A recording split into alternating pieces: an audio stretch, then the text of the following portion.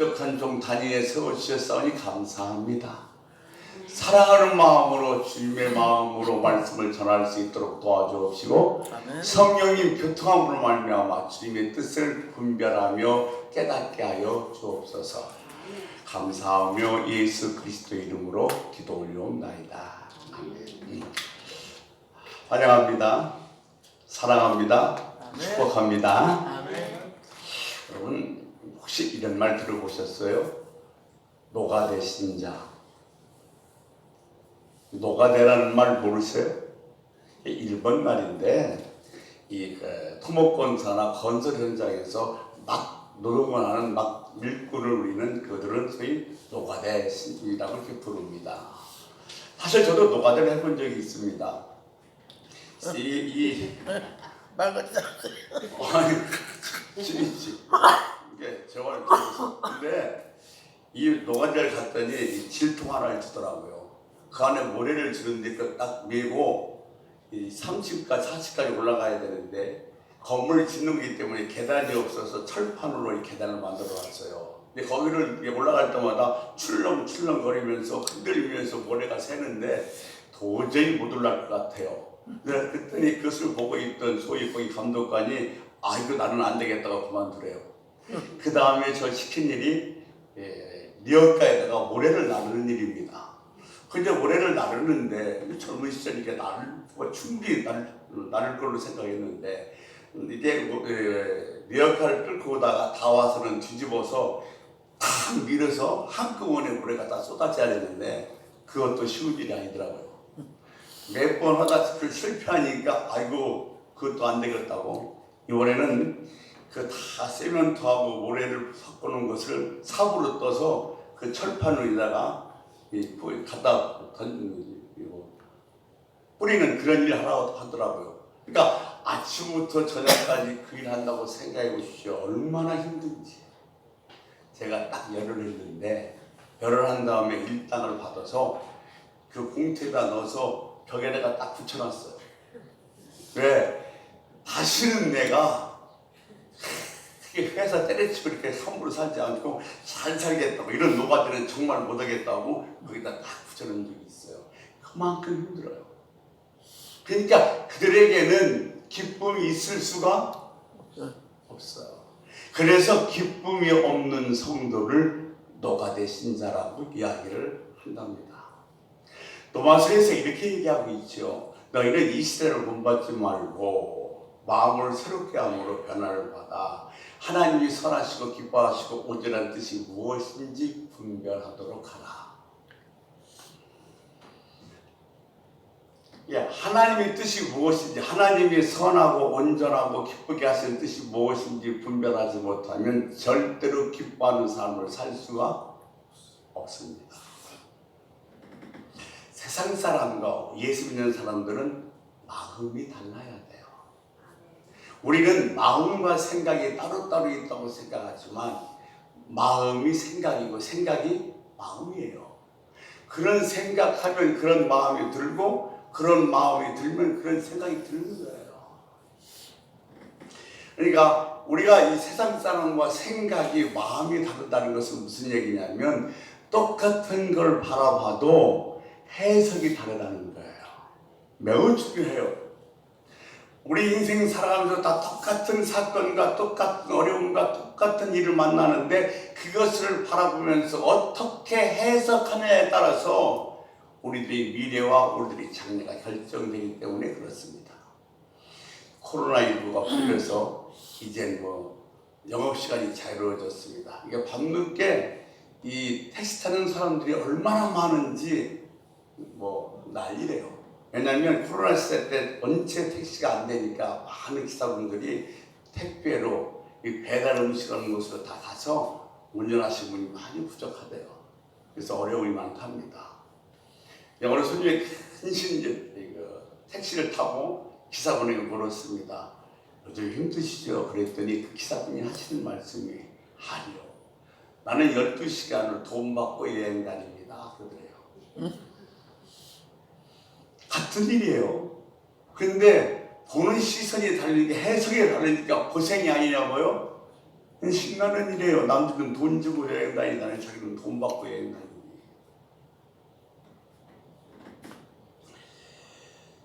여러분, 마음이 달라서, 생각이 달라서 보는 것의 해석이 달라지는 복된 성도가 되시기를 주의 이름으로 축원합니다. 성경에 내가 목숨처럼 붙잡는 말씀이 있어요.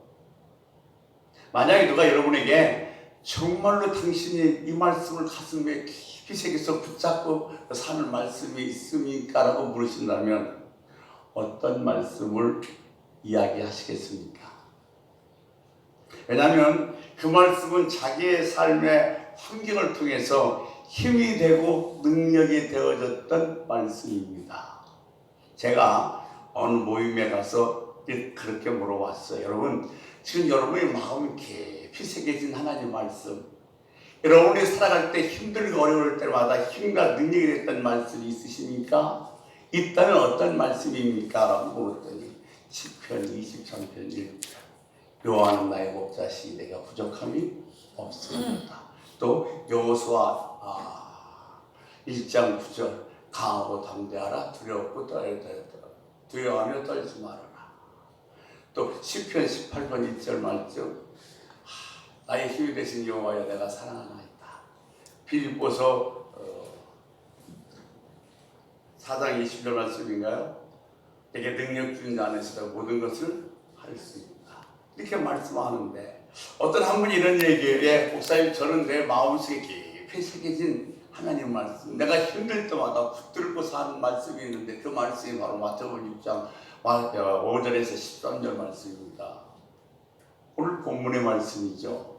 그러니까 그거는 평생 살아가면서 무엇을 붙들고 그 말씀으로 힘과 능력을 얻었는가 하면 주기도문이라는 거예요.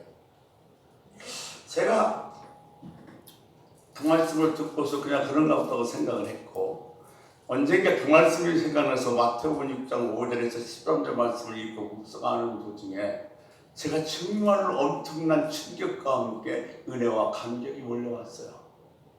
그때부터 저는 1년에 한 번씩 꼭 주기도문은 강의해야 되겠다, 주기도문을 설교해야 되겠다, 시편 23편도 설교해야 되겠다, 십계명도 사도신경도 꼭 1년에 한 번씩은 내가 설교를 해야 되겠다고 했고, 오늘이 바로 그 시간입니다. 오랫동안 병 속에 누워 있었던 한 청년이 예수 영접하고 딱 한 구절 말씀을 붙들었어요. 요한 3서 1장 12절 말씀. 사랑하는 자여, 내 영혼이 잘되는 같이 범사가 잘되고 간당하기를 간구하노라. 결국 그 청년은 그 말씀을 펴잡고 일어났고 정말 많은 대학과 훌륭한 병원을 세웠습니다. 그분이 바로 누군가 하냐면 오랄 로버츠 목사입니다. 우리나라에 6.25 전쟁이 터졌습니다. 그 전쟁 중에 한 청년이 폐병이 걸렸습니다. 거의 죽을 지경이죠. 사경을 헤매는데 선교사가 와서 그 청년에게 복음을 전했고, 그는 복음을 받아들이고 하나님 말씀을 읽다가 똑같이 요한 3서 1장 10절 말씀, 사랑하는 자여 내 영혼이 잘된 같이 범사가 잘되고 간건하기를 간구하노라, 그 말씀 부여잡았습니다. 그 말씀으로 이 청년도 일어났습니다. 그래서 세계적으로 가장 큰 여의도 순복음 교회를 세울 수가 있었던 겁니다. 사람을 변화시키는 것은 말이나 사상이 아닙니다. 사람을 변화시키고 환경을 변화시킬 수 있는 것은 오직 하나님의 말씀뿐입니다. 미국의 위대한 대통령 중에 한 사람은 아브라함 링컨 동산이 워싱턴에 있습니다. 대리석 의자에 딱 앉아있고 워싱턴을 바라보게 있는 형상으로 딱 만들어져 있는데 그 밑엔 성경책이 하나 있습니다. 근데 그 성경책에 빨간 걸로 줄을 쳐놨는데 그것이 뭐냐면 시편 34편 4절 말씀입니다. 내가 여호와께 간구하오니 내게 응답하시고 내 모든 두려움에서 나를 건지셨도다. 이 말씀을 아브라함 링컨이 붙들고 결국 뭐요? 남북으로 헤어진 그 노예 전쟁과 자기는 모함한 여러 가지 어려움 속에서 해결해서 미국의 대통령이 될 수 있었던 겁니다. 미국 경찰서에 가면 이런 표어가 하나 붙어 있답니다. 하나는 전체를 위하여, 전체는 하나를 위하여.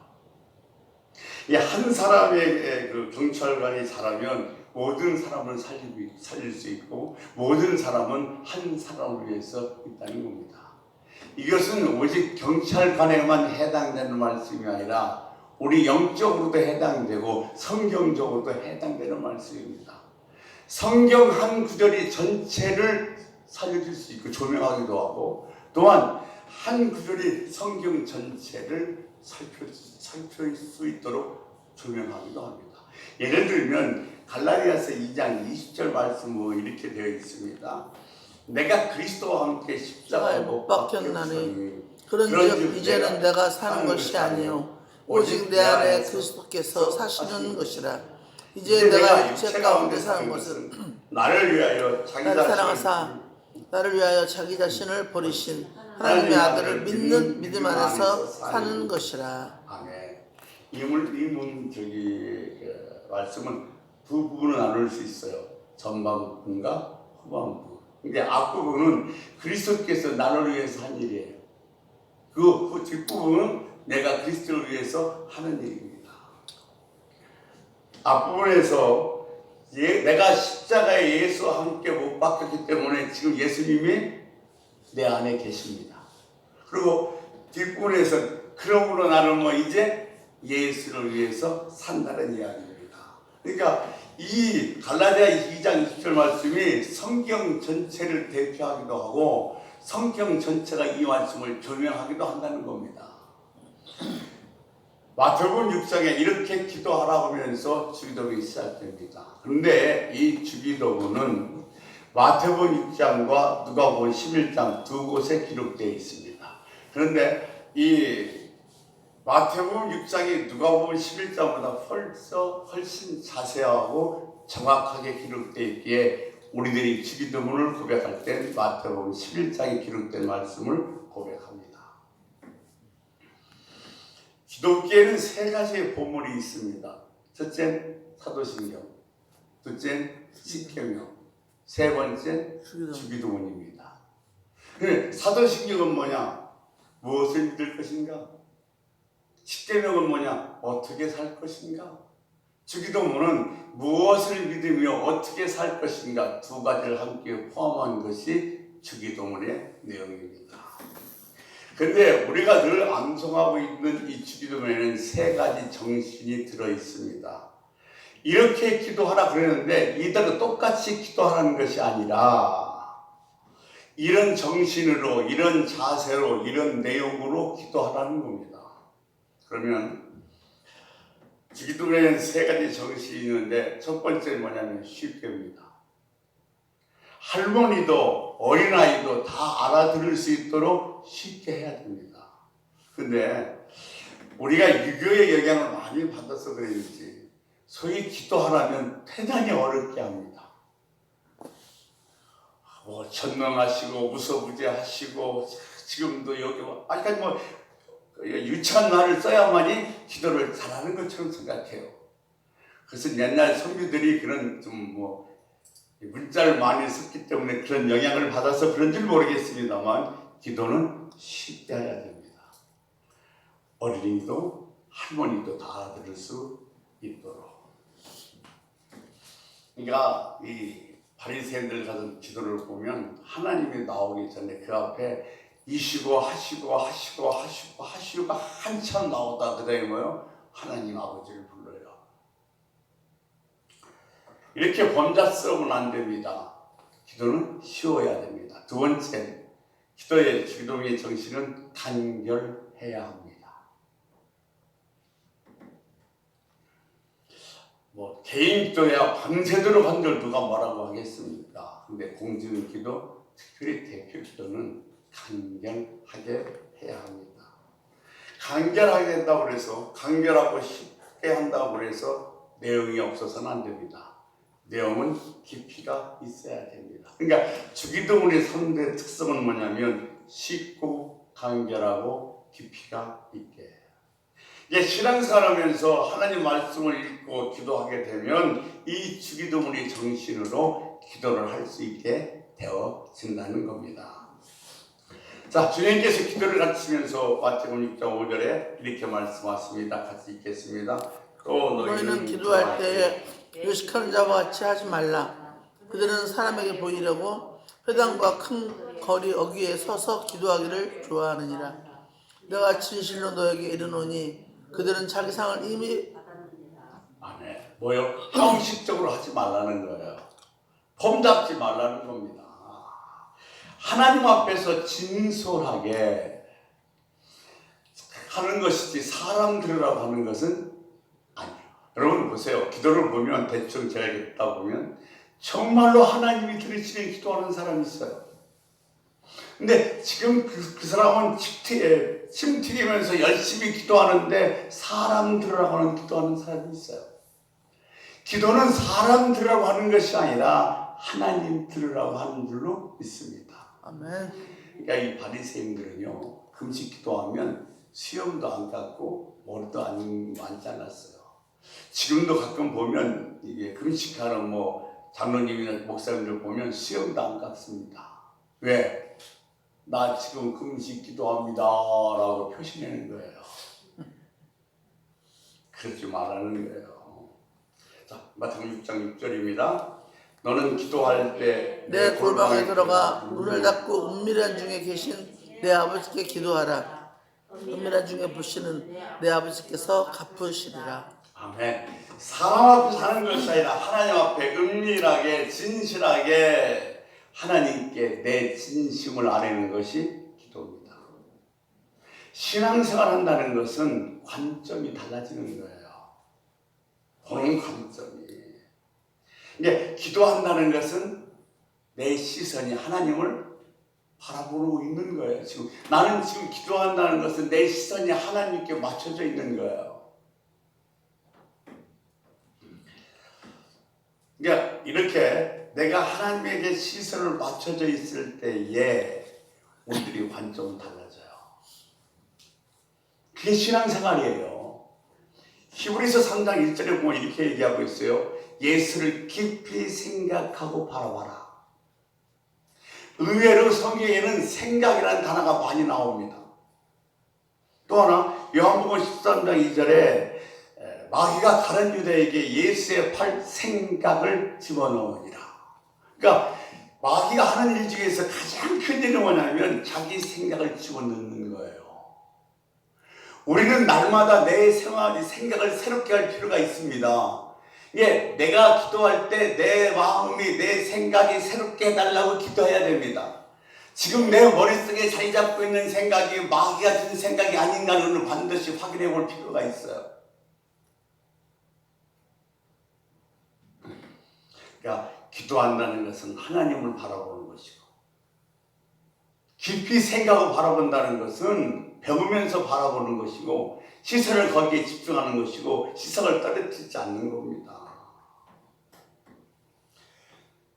마태복음 6장 7절 또 기도할 때 이방인과 같이 주문번하지 말라. 그들은 말을 많이 하여 들으실 줄 생각하느니라. 주문번, 행선 수설 끝으로 마지막으로 또 이렇게 참 준비되지 않는 공중 기도는 올바른 기도 태도가 아닙니다.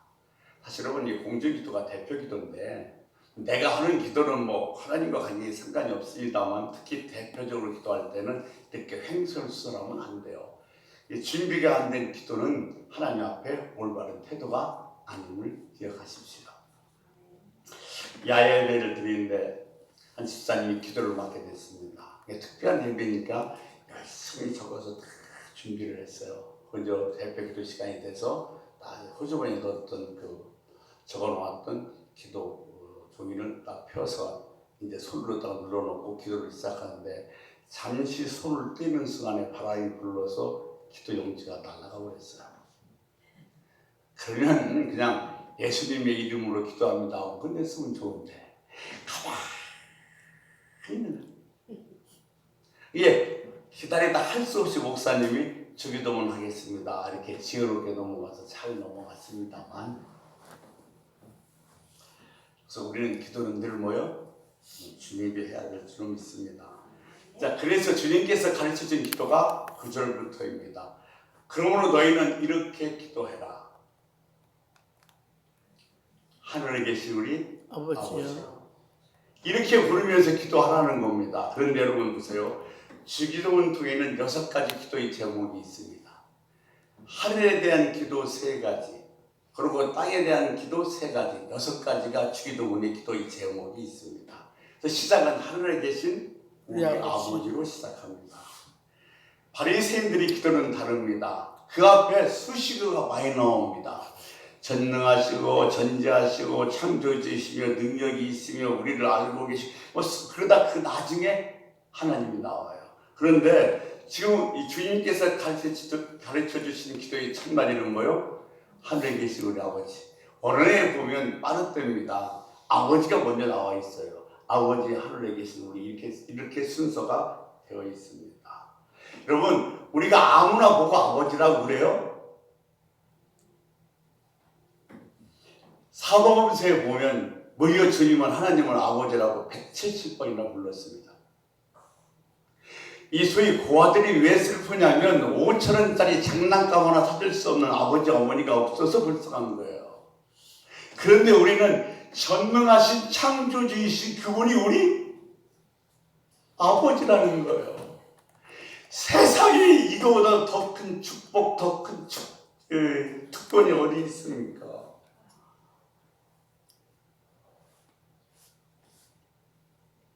자꾸 불러야 돼요. 우리는 인간적인 아버지는 아버지, 아빠 그러면요, 막 붙잡게 자꾸 불러 그래요. 근데 하나님은 우리가 아무리 많이 자주 아버지를 불러도 절대 싫다고 하시는 분이 아닙니다. 부를수록 기뻐하시는 분이 하나님 아버지이신 줄로 믿습니다. 이름이 거룩히 여김을 받으며 여호와 이름을 거룩히 부르는 것. 2번째, 나라가 임하오며 하나님의 나라이며 뜻이 하늘에서 이루어진 같이 땅에서 이루어지다 하나님의 뜻입니다. 이것이 땅에 속한 기도 3가지입니다. 그 다음에 하늘에 속한 기도의 제목 3가지는 아버지 이름입니다. 그 다음에 아버지 나라입니다. 3번째는 아버지의 뜻입니다. 그럼 먼저 땅에 속한 기도의 3가지를 한번 살펴보도록 하겠습니다. 우리에게 일용할 양식을 주시옵시고, 일용할 양식을 주시옵시고 그랬어요. 그런데 사실 우리도 양식을 매일매일 필요해요. 이 양식은 2가지입니다. 영의 양식과 육의 양식이 있습니다. 주님이 뭐라고 말씀하셨냐면 우리가 떡으로만 살 것이 아니라 하나님 입에서 나오는 모든 말씀으로 산다고 그랬습니다. 그러니까 우리가 하루 밥 3끼를 배불리 먹듯이 영적인 양식도 반드시 먹어야 합니다. 근데 구하는 것이 나의 양식이 아니라 우리에게 일용할 양식을 주옵시고 해요.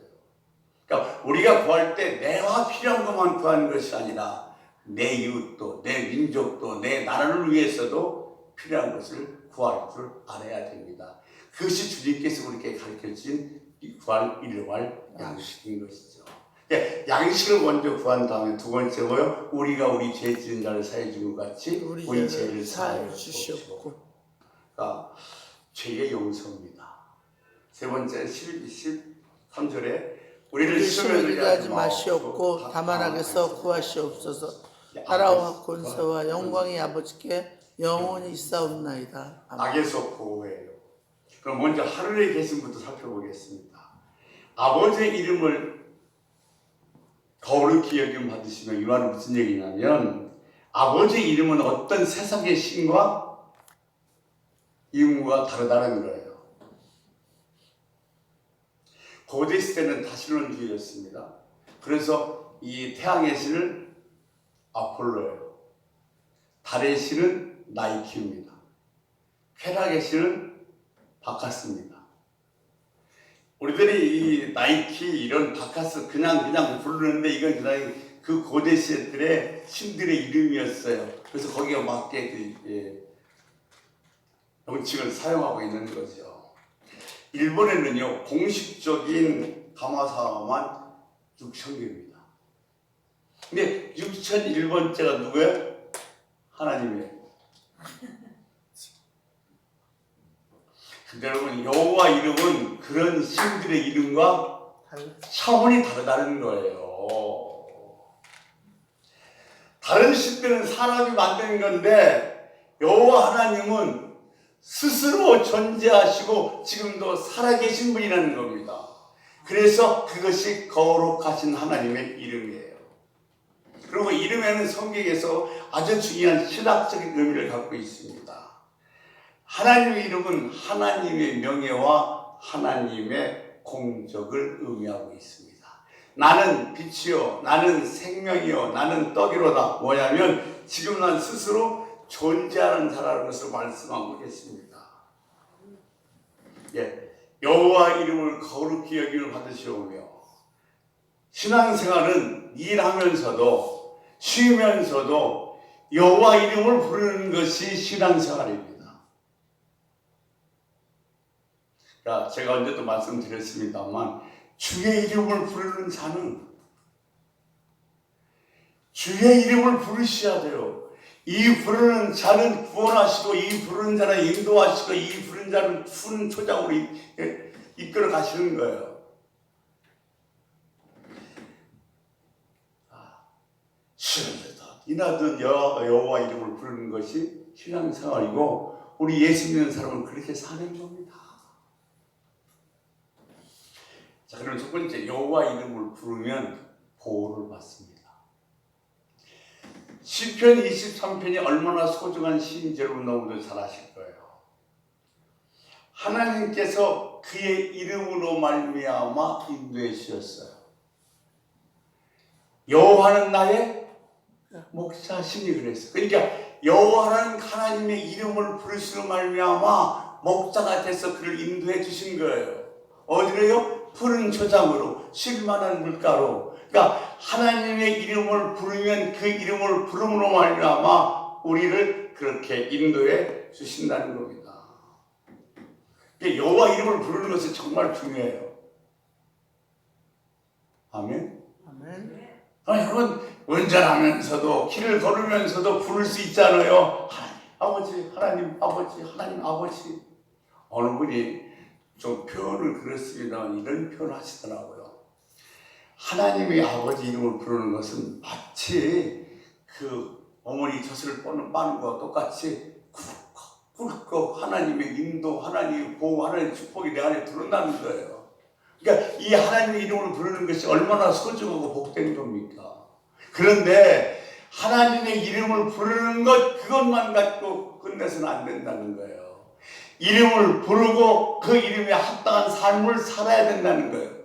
시편 23편 저자인 다윗도 여호와 이름을 부른 것만 아니라 여호와 이름에 합당한 삶을 살았기에 하나님께서 다윗을 보고 뭐라고 말씀하시냐면 내 마음에 합한 자라고 하셨던 겁니다. 6.25 때 북한에서 쳐들어오는 바람에 밀려서 정부가 진해까지 내려갔습니다. 진해까지 내려가자 이 군사군이 마산까지 와서 콧소리가 가까이 들립니다. 그때 메가더 미국 장군이 이승만 대통령에게 정부를 오사카로 옮기자고 합니다. 망령 정부를 세우자는 거죠. 그러니까 이승만 대통령이 하는 말이 내가 진해 앞바다에 빠져 죽으면 죽었지 오사카로 정부를 옮길 수는 없습니다. 그래서 첫 번째 맞이하는 주일날이 됐어요. 얼마나 예배가 무거웠겠습니까? 희망이 안 보이죠. 콧소리는 들리죠. 근데 그때 그 예배를 인도하는 성가대 지휘자가 연세대학교 음악대 교수인 나우영 박사였어요. 내일 예배 시간 때 성가대를 해야 되는데 무슨 어떤 찬송을 할까 기도하다 새가 떠오르지 않아서 자기가 작곡하기로 마음먹었어요. 그래서 시편 23편을 작곡했습니다. 예배 시간이 됐습니다. 성가대 특송 시간이에요. 지휘자가 이렇게 말을 합니다. 대통령 각하 그리고 동포 여러분, 오늘 첫 번째 주일날 예배를 드리는데 내가 어떤 찬송을 불러야 되는가 기도하다가 제가 작곡을 했습니다. 시편 23편입니다. 사금치한 상황의 골짜기를 인도하는 하나님이 오늘 우리가 여호와 이름을 부를 때 우리를 인도해 줄 줄로 믿습니다. 아멘. 여러분 기도하는 마음으로 들어주십시오 라고 얘기하면서 이제 성가대가 찬양이 시작됩니다. 그러니까 성가대가 미리 하루 전에 모여서 연습했는데 그 찬양을 부르면서 울면서 불러요. 그저 거기에 예배 드리는 모든 사람이 다 울음바다가 되어버렸고 지휘하는 나우영 그 박사도 눈물을 훌쩍훌쩍 훔치면서 지휘를 합니다. 6.25는 우리나라가 망할 수밖에 없는 형편에 처해 있었습니다. 그런데 우리나라가 망하지 않은 이유는 뭐냐면 여호와 이름을 불렀기 때문이라는 겁니다. 여호와 이름을 부르는 자는 하나님 뭐요? 인도하시기 때문에 그렇습니다. 지금요 북한에서 핵을 발사하고 뭐 여러 가지 큰 소리 치고 하고 있는데 그거 아무것도 아니에요. 왜냐하면 우리가 곳곳에서 여호와 이름을 부르고 찬양하며 기도하는 한 하나님은 우리를 반드시 인도하시기 때문에 그렇습니다. 우리가 참 여호와 이름이 얼마나 소중한지를 깨닫고 그 이름을 많이 부를 수 있는 여러분 되시기를 주의로 축원합니다. 아멘.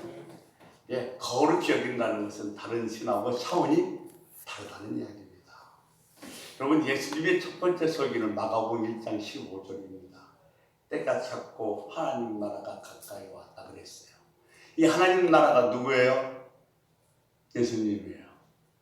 예수님이 가까이 오셨어요. 그 우리가 할 일은 뭐예요? 회개하고 복음을 받아들이는 겁니다. 그리고 주님의 마지막 설교는 사도행전에 나와 있는데 뭐라냐면 부활하시고 승천하시기 전에 하나님 나라를 말씀하셨습니다. 그러면 예수님의 설교의 시작도 끝도 다 주제는 뭐였어요? 하나님 나라였습니다. 하나님 나라가 세상 속에 임하는 것을 가르친 거예요. 그러니까 우리는 대한민국 국민이지만 동시에 천국 백성입니다. 아멘. 그래서 우리 시민권이 두 개예요. 대한민국 시민권, 천국 시민권. 아멘. 나라의 임하옵시며 뜻이 하늘에서 이룬 것 같이 땅에서도 이루어집니다. 자, 하나님 나라가 이 땅에 임하는 것입니다. 하늘의 뜻이 땅에서 이루어진 것 같이 그러는데 그러면 땅에서도 이루어지게 하는 이 땅은 어디예요? 우리가 살고 있는 이 땅이 아니라 나예요. 내 가정이에요. 내 직장이에요. 내 교회예요. 그것이 바로 뭐예요? 우리의 땅입니다. 거기에 하나님의 뜻이 이루어지게 해달라는 거예요. 그러니까 하나님의 나라가 임했다는 얘기는 다른 말로 바꿔 말씀드리면 하나님의 통치가 시작됐다는 거예요. 그러니까 술집 하던 집사님이 예수 믿고 나서 그 술집을 떡볶이집으로 바꿨어요. 왜요? 하나님이 통치하니까 들어오시 통치하니까 그의 관심이 그의 보는 그 시각이 달라진 거예요. 근데 우리는 하나님의 뜻하면 대단히 거창하고 큰 것만 생각하는데 성경에서 얘기한 하나님의 뜻은 매우 간단합니다. 그 대표적인 예를 하나 들으면 데살로니가전서 5장 16절에서 18절 말씀입니다. 항상 기뻐하라, 쉬지 말고 기도하라, 범사에 감사하라. 이것이 그리스도 안에서 너희를 향한 하나님의 뜻이라고 그랬어요. 자, 하나님의 뜻이라고 사실 금식 기도하다가 돌아가신 전도사님 어떻게 생각하세요? 3살짜리와 5살짜리 남매가 있어요. 근데 자기는 아프리카로 선교사로 가는 것이 하나님의 뜻이라고 신학교에 입학하겠다고 저한테 상담한 여집사님이 계십니다.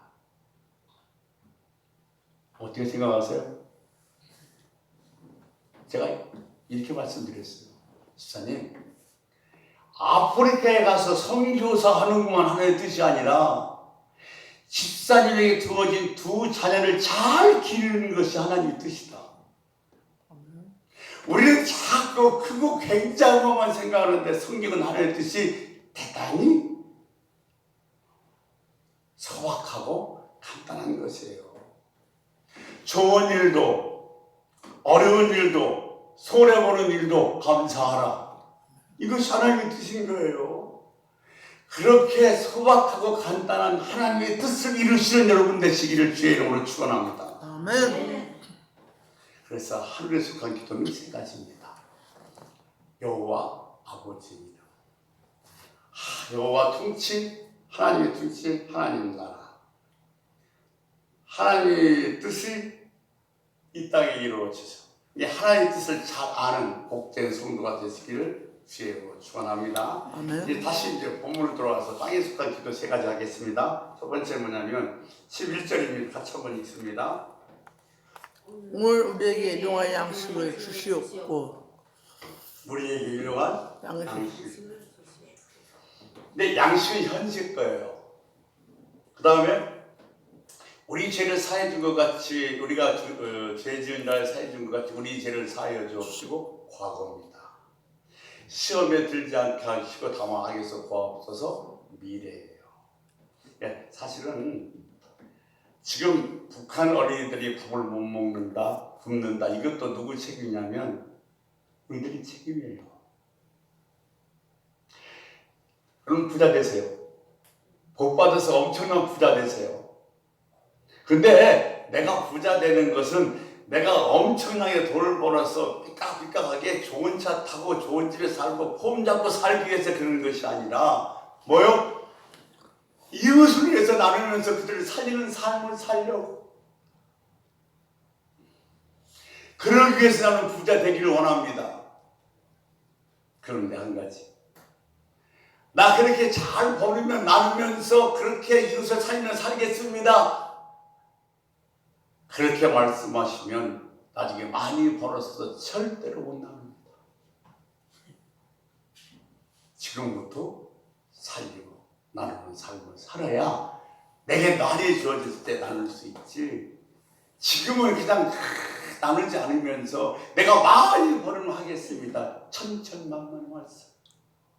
안 돼요.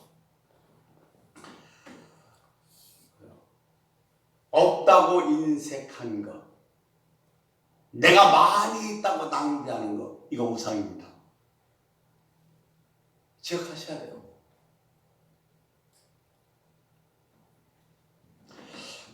우리에게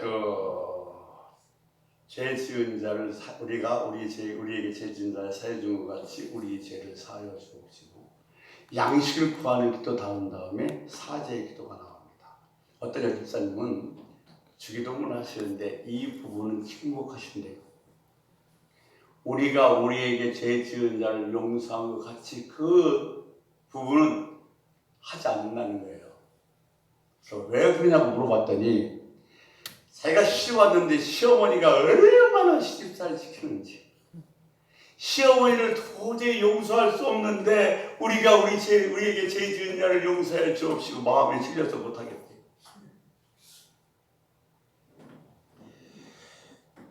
주님 뭐라고 하셨어요?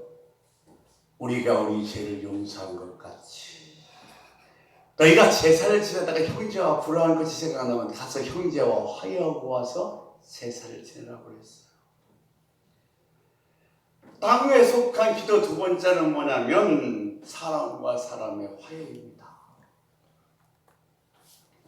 하나님은 용서하셨는데 나는 안 된다고 하면 안 돼요. 정말 미운 사람도 용서하게 해달라고 기도해야 됩니다.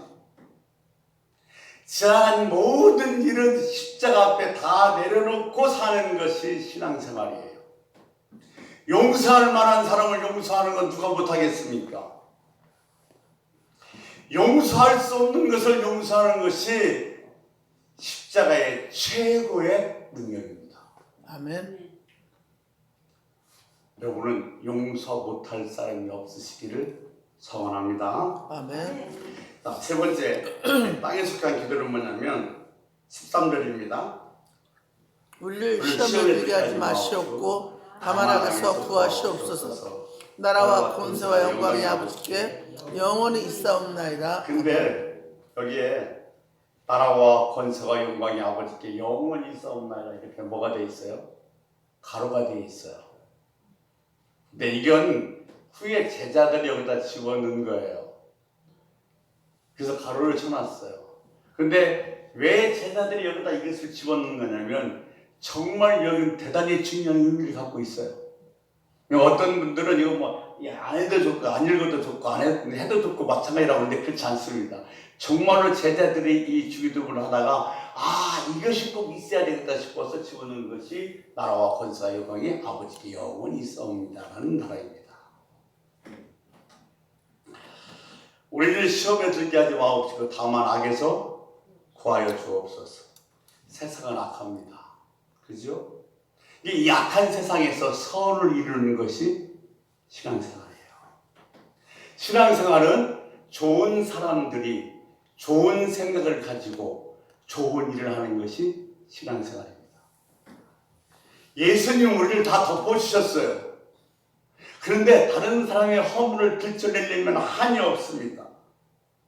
여러분 우리는 나쁜 것은 못 본 척하고 좋은 것은 박수를 쳐줄 수 있어야 합니다. 주님께서 세상에 오셔서 모든 걸 덮으시고 도와주셨다면 우리도 덮는 삶을 살아야 돼요. 들춰내는 삶이 아니라 덮는 삶을 사시기를 주의로 축원합니다. 아멘. 여러분이 잘 아시는 지미 카터 미국 대통령은 대통령 시절에 별 인기가 없었어요. 근데 대통령을 그만두고 나서 많은 사람에게 존경을 받고 인기를 얻었는데 그게 뭐냐면 사랑의 집 짓기 운동을 걸렸어요. 그래서 세계 각국에 다니면서 정말 집이 없는 사람들에게 집을 빌려줬는데 이 카터 대통령은 땅콩 농사를 해서 부자가 돼서 대통령에 출마하는 사람인데 그가 정치를 이렇게 정의했어요. 정치란 악한 세상에서 선을 이룹니다. 이게 정치예요. 근데 오늘날 정치는 오히려 악한 세상을 더 붙이고 더 많이 만드는 것이 아닌가 해서 아쉬운 생각이 듭니다. 13절 읽겠습니다. 우리를 시험에 들게 하지 마시옵고 다만 악에서 구하시옵소서. 하나님 악에서 우리를 지켜주옵소서. 우리가 악에 물들지 않게 해주시옵소서. 성도가 세상을 살면서 세상에 물들면 세속화됐다고 그럽니다. 성도가 세상에 살면서 세상 풍토를 따라가면 세속화된 것입니다.